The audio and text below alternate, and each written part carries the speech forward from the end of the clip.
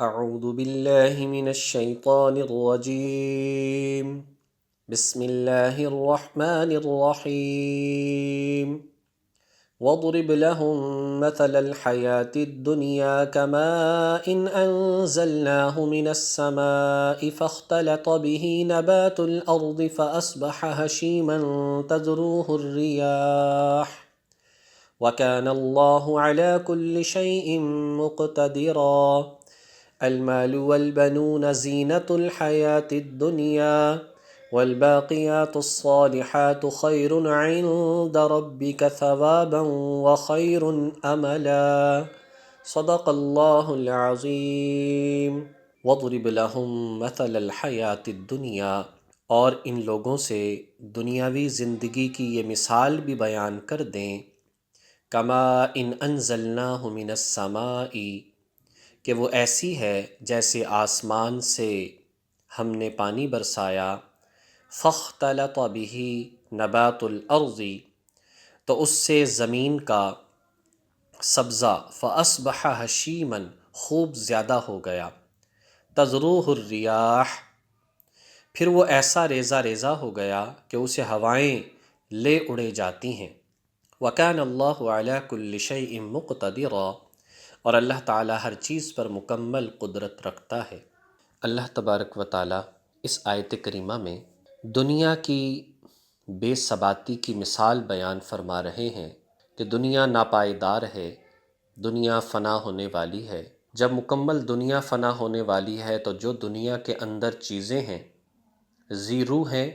یا غیر ذی روح ہیں، وہ تمام کی تمام فنا ہو جانے والی ہیں۔ اللہ تعالیٰ نے مثال کے ذریعے سے اس بات کو سمجھایا، فرمایا کہ دیکھو جیسے آسمان سے بارش برستی ہے،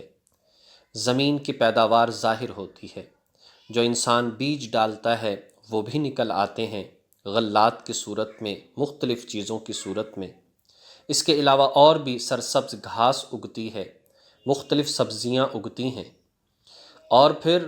وہ اتنے ہرے بھرے اور گھنے ہو جاتے ہیں کہ ان کی شاخیں، ان کے پتے ایک دوسرے میں گھس جاتے ہیں۔ لوگ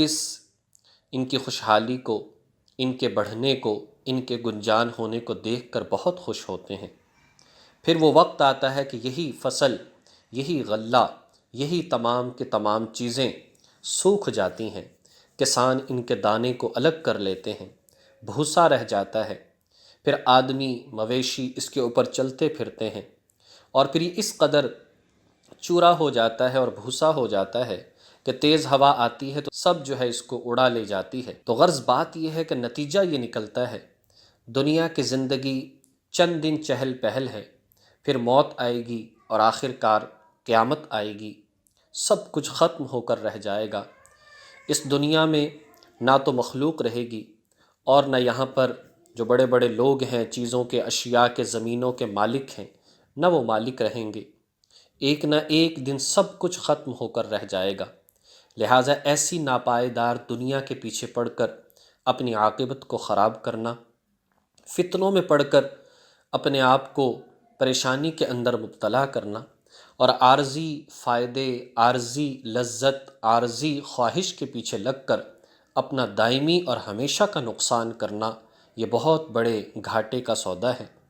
حضرت ابو سعید خدری رضی اللہ تعالیٰ عنہ سے روایت ہے، نبی صلی اللہ علیہ وسلم نے فرمایا، دنیا میٹھی ہے اور میٹھی چیزوں سے بھری پڑی ہے، مطلب اس میں بہت ساری چیزیں ایسی ہیں جو اپنی طرف انسان کو کھینچتی ہیں،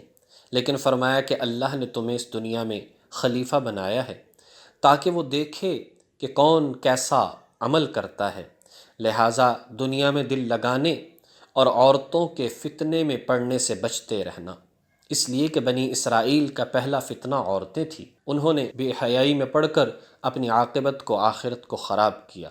تم ایسا نہ کر لینا۔ المال والبنون زینت الحیات الدنیا، مال اور اولاد دنیاوی زندگی کی زینت ہے، والباقیات الصالحات اور وہ نیکیاں جو پائیدار رہنے والی ہیں، خیر عند ربک ثوابا وہ تمہارے رب کے نزدیک ثواب کے اعتبار سے بھی بہتر ہیں، وخیر عملا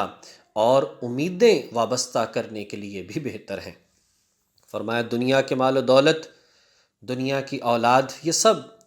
دنیا کی زندگی کی زیب و زینت ہے۔ یعنی بات یہ ہے کہ انسان دنیا پر، مال و دولت پر، اولاد پر امیدیں لگاتا ہے، لیکن بعض اوقات یہ امیدیں ٹوٹ بھی جاتی ہیں۔ کوئی ہو سکتا ہے کہ وہ اولاد بڑھاپے میں کام نہ آئے، وہ اولاد جو انسان نے امیدیں لگا رکھی تھیں وہ اس پر پوری نہ اترے،